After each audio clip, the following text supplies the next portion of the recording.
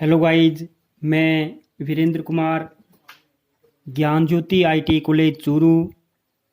Students, आज हम बात करेंगे सेकेंड ईयर के अंदर चैप्टर सिंगल फेज मोटर। और सिंगल फेज मोटर के अंदर भी हम शेडेड पोल मोटर को पढ़ेंगे।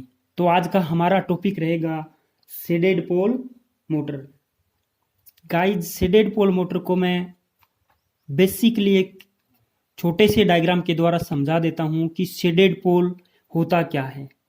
हम एक पोल के बारे में पढ़ेंगे, शेडेड पोल, और वो मोटर कैसे वर्क करती है, उस कंस्ट्रक्शन के बारे में देखेंगे, संरचना के बारे में देखेंगे। तो सबसे पहले हम डायग्राम देखते हैं कि शेडेड पोल होता क्या है। तो गाइज, ये हमारा क्या है,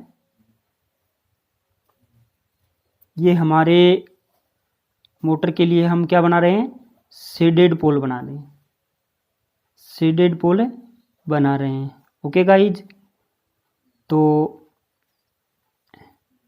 मोटर वर्क कैसे करती है। ये जो पोल है इसको बोलते हैं शेडेड पोल। ये है शेडेड पोल। और इसमें होता क्या है, इसके अंदर वाइंडिंग करके उनको शॉर्ट सर्किट कर दिया जाता है। इनके अंदर वाइंडिंग होती है और ये शॉर्ट सर्किटेड होती हैं पूरे पोल के अंदर। ओके गाइज, तो इस प्रकार का पोल क्या कहलाएगा, शेडेड पोल। हम इसको यहाँ पे लिख देते हैं, ये हमारा है शेडेड पोल। ओके गाइज, और ये जो दूसरा पोल है, ये जो दूसरा पोल है, ये पोल रहेगा हमारा सेलिएंट पोल। ओके गाइज, तो सेलिएंट पोल में क्या होता है कि वाइंडिंग होती है इस प्रकार की, और उसको सिंगल फेज जैसी सप्लाई से जोड़ देते हैं। ये क्या है, वाइंडिंग है, ये इस प्रकार की वाइंडिंग है गाइज। और हम इसको क्या दे देते हैं, सिंगल फेज की सप्लाई दे देते हैं। यानी ये सिंगल फेज की सप्लाई, फेज और न्यूट्रल। और ये पोल कौन सा कहलाएगा, ये पोल कहलाएगा सेलिएंट पोल। सेलिएंट पोल। ओके गाइज, सेलिएंट पोल के अंदर वाइंडिंग होती है और उनको ऐसी सप्लाई से जोड़ दिया जाता है। और शेडेड पोल के अंदर शॉर्ट सर्किटेड चालक छड़ें स्थापित करके उनको शॉर्ट सर्किटेड कर दिया जाता है। और शेडेड पोल में कोई भी सप्लाई नहीं दी जाती, किसी भी प्रकार की विद्युत एनर्जी नहीं दी जाती। ये हम कंस्ट्रक्शन के अंदर, ये हमारा जो डायग्राम हुआ है हम उसको लिख देते हैं। डायग्राम क्या है, किसका है, shaded pole motor. Shaded pole motor, shaded pole motor. हम इस डायग्राम के अनुसार पॉइंट टू पॉइंट पढ़ेंगे, तभी हमारी ये मोटर समझ में आएगी। तो गाइज, हम इसका पहला पॉइंट पढ़ते हैं, शेडेड पोल मोटर का पहला point. Shaded pole motor, shaded pole motor. Shaded pole motor में पोल को, ये क्या है, पोल ही तो है, पूरा का पूरा पोल है। ये शेडेड पोल मोटर में पोल को दो भागों में बांटा जाता है। पोल को दो भागों में बांटा जाता है। ओके गाइज, पोल को दो भागों में बांटा जाता है, जिसमें छोटे भाग को, जिसमें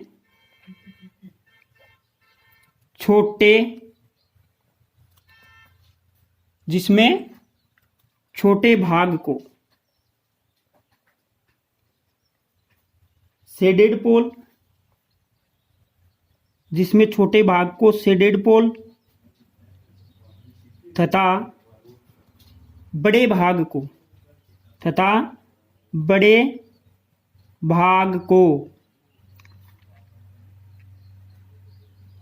बड़े भाग को सेलिएंट पोल कहा जाता है। मैंने डायग्राम के अनुसार ही थ्योरी बनाई है, तो आप समझने की कोशिश कीजिए। ये क्या है? एक पूरा का पूरा पोल है। इस पोल को हमने दो भागों में बांट दिया, ये पोल है और ये पोल। उसमें एक भाग को, छोटे भाग को शेडेड पोल तथा बड़े भाग को सेलिएंट पोल कहा जाता है। ये पॉइंट आपको ध्यान में रखना है गाइज। इसके बाद में हम दूसरा पॉइंट पढ़ते हैं, इस मोटर का दूसरा पॉइंट टू पॉइंट पढ़ेंगे ताकि हमें आसानी से और जल्दी समझ में आए गाइज। तो आप देखते रहिए हमारे इस YouTube चैनल को। शेडेड पोल का आकार, शेडेड पोल का आकार, शेडेड पोल का आकार सेलिएंट पोल का, ये क्वेश्चन बनता है यहां पे। शेडेड पोल का आकार सेलिएंट पोल का एक तिहाई, सेलिएंट पोल का एक तिहाई। एक तिहाई को 1/3 भी लिख सकते हैं। एक तिहाई होता है, एक तिहाई होता है। शेडेड पोल का आकार सेलिएंट पोल का एक तिहाई होता है, यानी ये सेलिएंट पोल है, इसका एक तिहाई होता है। कौन सा? Shaded pole. हम तीसरा पॉइंट पढ़ते हैं आगे, पॉइंट नंबर 3। और 3 नंबर पॉइंट में बताया गया है गाइज कि शेडेड पोल पर वाइंडिंग करके, ये देखो, शेडेड पोल पर वाइंडिंग करके, शेडेड पोल के ऊपर वाइंडिंग करके उसे शॉर्ट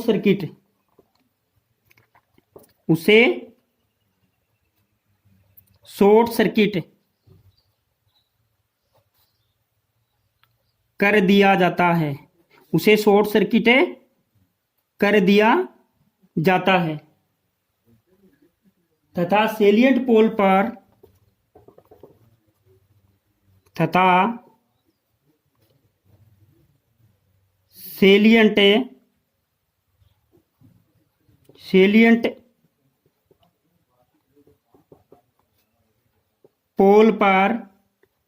सेलिएंट पोल पर मुख्य वाइंडिंग स्थापित करके, मेन वाइंडिंग, मुख्य वाइंडिंग स्थापित करके, मुख्य वाइंडिंग स्थापित करके उसको सिंगल फेज, मुख्य वाइंडिंग स्थापित करके उसको सिंगल फेज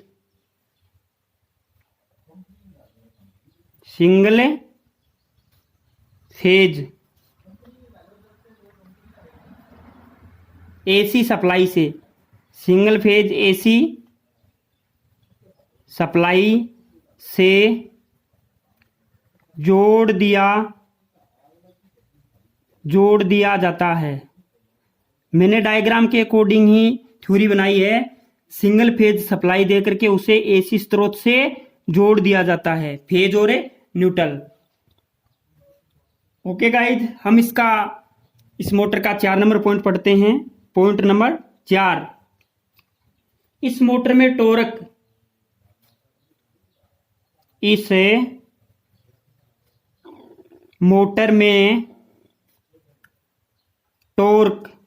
इस मोटर में टॉर्क विद्युत चुंबकीय प्रेरण, ध्यान में रखिएगा, इस मोटर में टॉर्क विद्युत चुंबकीय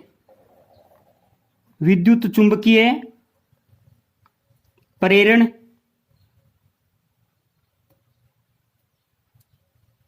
व विद्युत चुंबकीय प्रेरण व लेंज के नियम, वह लेंज के नियम से उत्पन्न होता है, वह लेंज के नियम से उत्पन्न होता है। ओके गाइज, 5 नंबर का पॉइंट पढ़ते हैं। पॉइंट नंबर 5, यह मोटर कम क्षमता, यह मोटर कम क्षमता, यह मोटर कम क्षमता, सामान्यतः बोले तो यह मोटर कम क्षमता सामान्यतः 80 वाट, सामान्यतः 80 वाट तक की ही 80 वाट तक की ही बनाई जाती है। कम क्षमता सामान्यतः 80 वाट तक की ही बनाई जाती है। 6 नंबर पॉइंट पढ़ेंगे गाइस इसका। और इस मोटर की दक्षता, शेडेड पोल मोटर की जो दक्षता है, एक एक पॉइंट महत्वपूर्ण है इसका। इस मोटर की दक्षता, इस मोटर की दक्षता, शेडेड पोल मोटर की दक्षता 5 से मिनिमम 5 और अधिकतम 35%, 5 से 35% तक होती है। इस मोटर की दक्षता 5 से 35% तक होती है। ओके गाइज, हम इस मोटर का लाभ पढ़ते हैं कि इस मोटर का लाभ क्या है, प्रॉफिट क्या है, एडवांटेज क्या है। 7 नंबर पॉइंट रहेगा लाभ। अगर लाभ की बात करें, एडवांटेज की बात करें, तो इस मोटर का लाभ यही है कि यह सिंगल फेज मोटर में, यह सिंगल फेज मोटर में सबसे सस्ती मोटर है। यह सिंगल फेज मोटर में सबसे सस्ती मोटर है। ऊर्जा की हानि ज्यादा खपत करती है, लेकिन जहां ऊर्जा का अस्तित्व न माना जाए, उस अवस्था में ये मोटर क्या है, ज्यादा लाभदायक है। तो जहां ऊर्जा ज्यादा महत्वपूर्ण नहीं हो, वहां यह सिंगल फेज मोटर में सबसे सस्ती मोटर है, यानी इसके बनाने में खर्चा ज्यादा नहीं आता। तो गाइज, हम 8 नंबर पॉइंट में पढ़ते हैं इसका यूज, इसका उपयोग कहाँ किया जाता है। हमने लाभ पढ़ा कि यह मोटर सबसे सस्ती मोटर है। अगर सस्ती है तो हम इसको काम में तो लेते हैं कहीं ना कहीं, कहाँ कहाँ काम में लेते हैं तो वो देख लेते हैं। तो सबसे पहले मैंने लिखा हेयर ड्रायर, हेयर ड्रायर, खिलौनों में हेयर ड्रायर, खिलौनों में जो विभिन्न प्रकार के चिल्ड्रन यानी बच्चों के लिए जो खिलौने तैयार किए जाते हैं, उनमें भी यही मोटर होती है, क्योंकि ये मोटर सस्ती होती है। छोटे पंखों में, छोटे पंखों में, सेविंग मशीन में, सेविंग मशीन में, वाटर पंप के रूप में, सेविंग मशीन में, वाटर पंप के रूप में, सेविंग मशीन में, वाटर पंप के रूप में, कूलर इत्यादि में, कहीं कहीं कूलर इत्यादि में उपयोग किया जाता है। कूलर इत्यादि में उपयोग किया जाता है।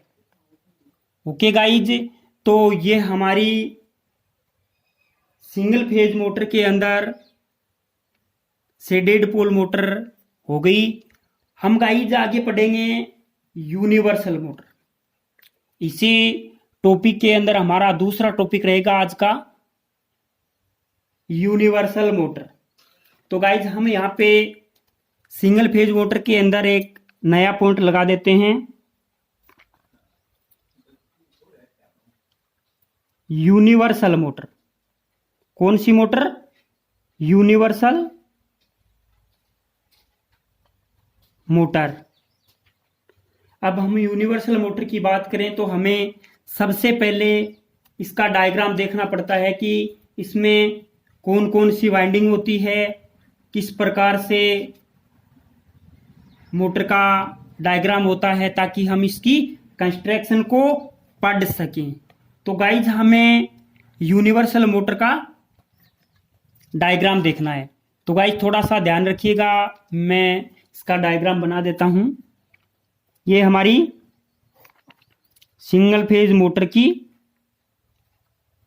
जो वाइंडिंग है, मेन वाइंडिंग, वो मैंने यहाँ पे बना दी है। और यहाँ पे गाइज मैं आर्मेचर लगाऊंगा, आर्मेचर जुड़ेगा इसमें। ये गाइज यहाँ पे मैं आर्मेचर लगा देता हूं।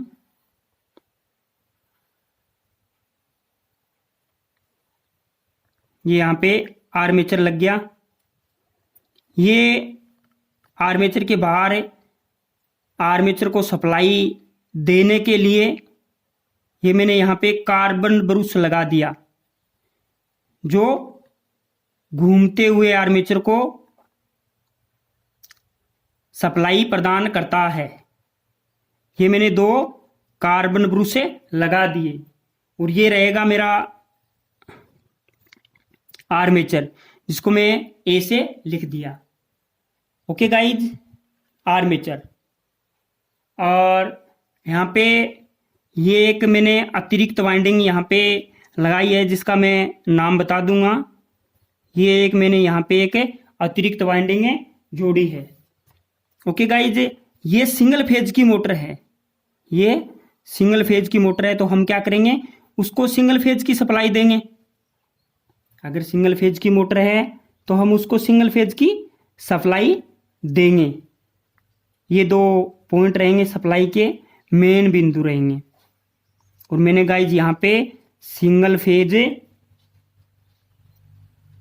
एसी सप्लाई यहाँ पे दे दी है, single phase AC supply. Okay guys, इसमें 2 वाइंडिंग हैं, मैं उनके नाम लिख देता हूं। एक वाइंडिंग ये, दूसरी ये और तीसरा आर्मेचर। तो मैं यहाँ पे तीनों वाइंडिंगों के नाम लिख देता हूं। ये क्या है? Armature, ARMATURE, armature. Okay guys, इसके बाद में दूसरी वाइंडिंग का मैं यहाँ पे नाम लिख देता हूं।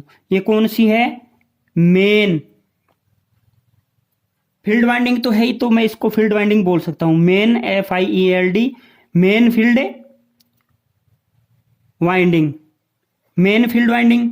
और ये गाइज एक अतिरिक्त वाइंडिंग जोड़ी जाती है। वैसे अगर ये वाइंडिंग नहीं जोड़ते यहाँ पे, तो ये हमारी DC सीरीज मोटर हो जाती है। इस यूनिवर्सल मोटर की जो संरचना है वो बिल्कुल DC सीरीज मोटर के समान होती है। तो मैंने यहाँ पे क्या कर दिया, एक अतिरिक्त वाइंडिंग जोड़ दी। हम अगर DC सीरीज मोटर को AC सप्लाई देते हैं तो कार्बन ब्रूस और कम्यूटेटर के मध्य अत्यधिक स्पार्किंग होती है, जिससे कम्यूटेटर के कनेक्शन टूटने का खतरा रहता है और मोटर खराब हो सकती है। उस वजह से हमने क्या कर दिया, हमने कुछ चेंजिंग कर दी। किसमें? DC सीरीज मोटर में। और हमने क्या कर दी, यहाँ पे एक अतिरिक्त वाइंडिंग लगा दी, जिस वाइंडिंग का नाम होगा compensating winding, COMPEN, compensating, SATING, compensating winding. Winding को मैं WDG से शो करता हूं गाइज। तो ये हमारी हो गई compensating winding. Compensating winding guys हमेशा आप ध्यान में रखना, आर्मेचर के श्रेणी क्रम में संयोजित की जाती है। सीधा सा क्वेश्चन इसमें पूछा जाता है कि कंपनसेटिंग वाइंडिंग हमेशा कहां जोड़ी जाती है। तो कंपनसेटिंग वाइंडिंग है वो आर्मेचर के श्रेणी क्रम में संयोजित की जाती है। तो गाइज हम इस प्रकार के नोट्स पढ़ते रहेंगे। हमने ये डायग्राम बनाया, आगे हम पॉइंट टू पॉइंट इस मोटर का आगे पॉइंट टू पॉइंट हम पढ़ते हैं इस मोटर के बारे में, और हमें इसकी संरचना आगे देखते हैं, इस मोटर की संरचना क्या है। तो गाइज मैं इसमें ज्यादा कुछ नहीं, बेसिकली आपको 3 या 4 पॉइंट लिखाऊंगा, आप देखते रहिए। इसके बाद में मैं सीधी इसकी विशेषता क्या होती है वो विशेषता बताऊंगा। और गाइज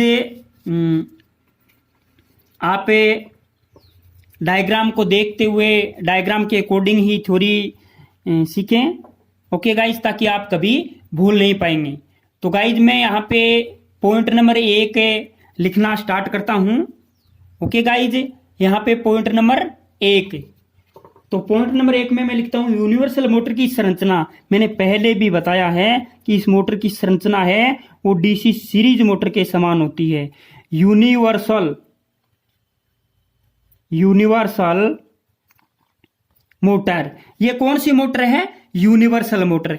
मैंने ऊपर नाम लिख दिया है ताकि मुझे नीचे नाम लिखने की आवश्यकता नहीं पड़े डायग्राम के नीचे, अन्यथा मैं डायग्राम के नीचे भी नाम लिख देता हूं, और यहां भी लिख रखा है मैंने।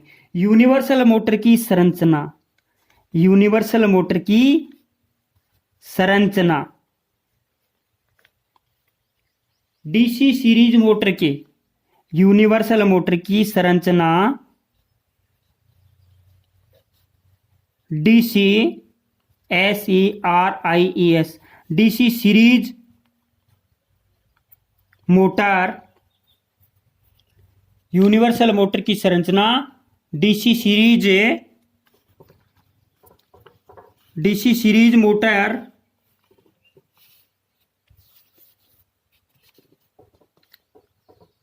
के समान होती है। यूनिवर्सल मोटर की संरचना डीसी सीरीज मोटर के समान होती है। ओके गाइज, तो हम इसका दूसरा पॉइंट पढ़ते हैं, 2 नंबर पॉइंट। यूनिवर्सल मोटर उसी सिद्धांत पर कार्य करती है, यूनिवर्सल मोटर उसी सिद्धांत पर कार्य करती है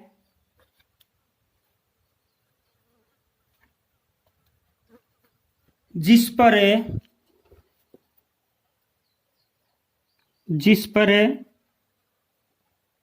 डीसी सीरीज मोटर कार्य करती है। डीसी सीरीज मोटरें कार्य करती है। यूनिवर्सल मोटर उसी सिद्धांत पर कार्य करती है जिस पर डीसी सीरीज मोटरें कार्य करती है। तो गाइज हम आगे डायग्राम के अकॉर्डिंग ही हम 3 नंबर पॉइंट पढ़ते हैं, और उसमें इसकी केवल डीसी सीरीज मोटर को, केवल डीसी सीरीज मोटर को, केवल डीसी सीरीज मोटर को एसी से संयोजित, एसी से संयोजित,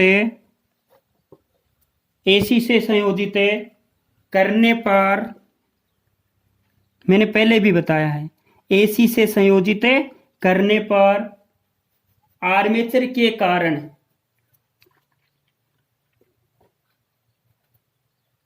आर्मेचर के कारण स्पार्किंग का मान अधिक होता है। आर्मेचर के कारण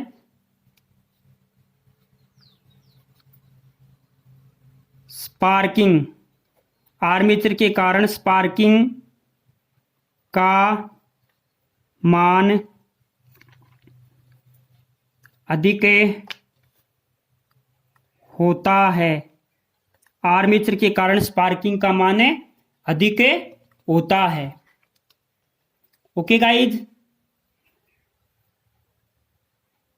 स्पार्किंग का मान कम करने के लिए स्पार्किंग का मान कम करने के लिए स्पार्किंग का मान कम करने के लिए आर्मेचर के श्रेणी क्रम में आर्मेचर के श्रेणी क्रम में आर्मेचर के श्रेणी क्रम में देख लो, आर्मेचर के श्रेणी क्रम में यानी आर्मेचर के सीरीज में एक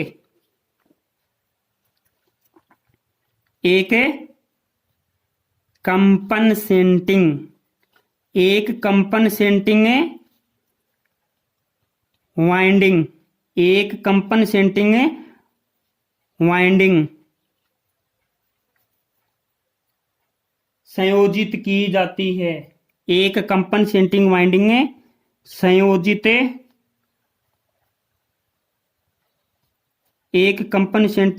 संयोजित की जाती है। और ये कंपनसेटिंग वाइंडिंग संयोजित करने से और अगर उसको एसी से जोड़ देते हैं तो वो मोटर कौन सी कहलाएगी? एक कंपनसेटिंग वाइंडिंग संयोजित की जाती है जिसे यूनिवर्सल मोटर कहते हैं। जिसे यूनिवर्सल मोटर कहते हैं। ओके गाइज, हम इसका अगला पॉइंट पढ़ते हैं। 4 नंबर का पॉइंट यूनिवर्सल मोटर में होने वाली यूनिवर्सल मोटर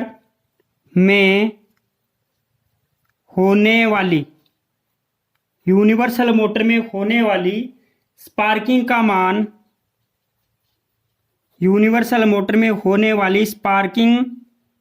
मान डीसी सीरीज मोटर की तुलना में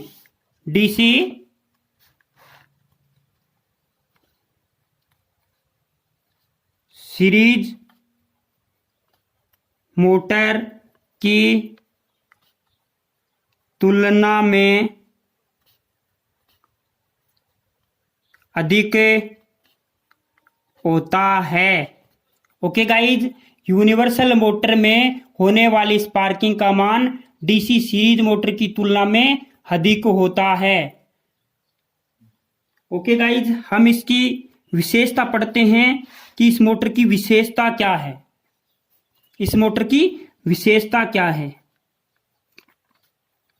विशेषता की अगर बात करें, विशेषताएं, तो इस मोटर की क्या विशेषताएं रहेंगी? ओके गाइज, इस मोटर की विशेषताएं डीसी सीरीज मोटर के समान विशेषता की अगर बात करें तो हम इसकी विशेषता पढ़ते हैं। डीसी सीरीज मोटर के समान डीसी सीरीज मोटर के समान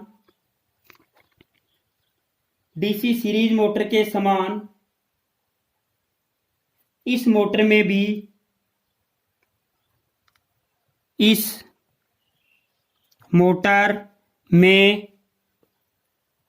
भी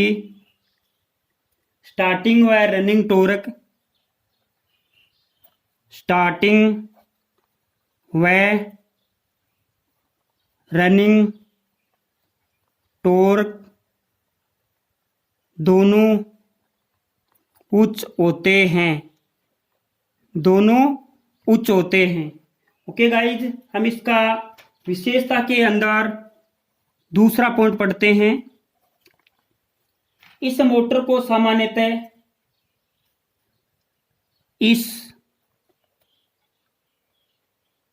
इस मोटर को सामान्यतः बिना लोड के नहीं चलाया इस मोटर को बिना लोड के नहीं चलाया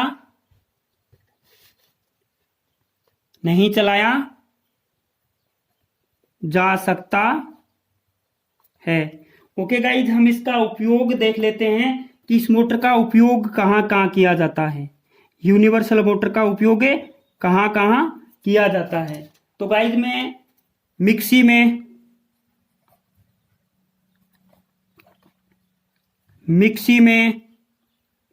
विद्युत क्रेन में,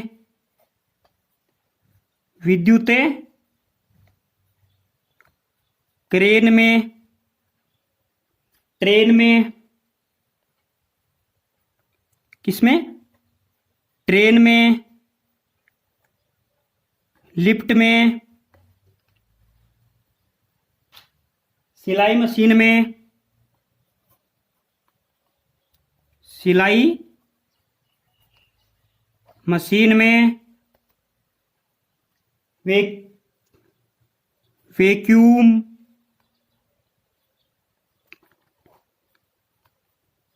वैक्यूम क्लीनर में, ऑटोमोबाइल इंजन का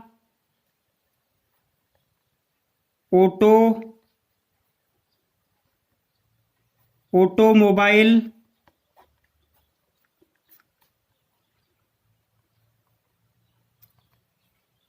इंजन के सेल्फ स्टार्टर में, पेट्रोल पंप इत्यादि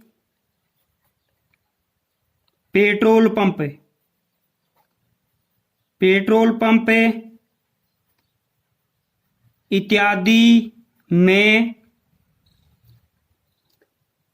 अधिकाधिक